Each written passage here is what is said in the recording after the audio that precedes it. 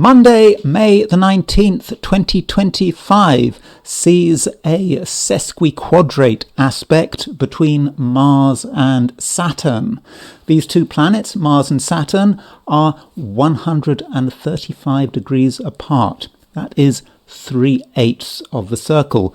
It is a hard aspect, and Mars and Saturn represent quite difficult energies, and it may be a day of frustration when it may be difficult to get things done. It could also be quite angry and destructive, and when we look at what's going on in the world, bad things might be happening, or at least there might be a perception that things are moving from bad to worse. Now, a couple of people who might be influenced by this Mars sesquiquadrate Saturn aspect is Emmanuel Macron, the president of France, and Volodymyr Zelensky, the president of Ukraine. So Emmanuel Macron has a Sun-Mercury conjunction in the last degree of Sagittarius.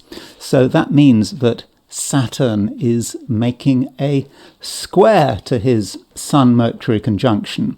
Additionally, Mars in Leo is making a sesquiquadrate to this conjunction. So Macron may feel himself to be under pressure, and additionally he might make some bad decisions, and events may be going on which really make him angry. And then there is Volodymyr Zelensky. Now, Volodymyr Zelensky has the Aries point aspecting the Mars-Saturn midpoint. So he's got this in his horoscope all the time, and people who have the Aries point aspecting the Mars-Saturn midpoint are often connected with death and destruction, terrible things happening, maybe their fault, maybe not their fault. You could say him being president of Ukraine, he is right in the middle of it.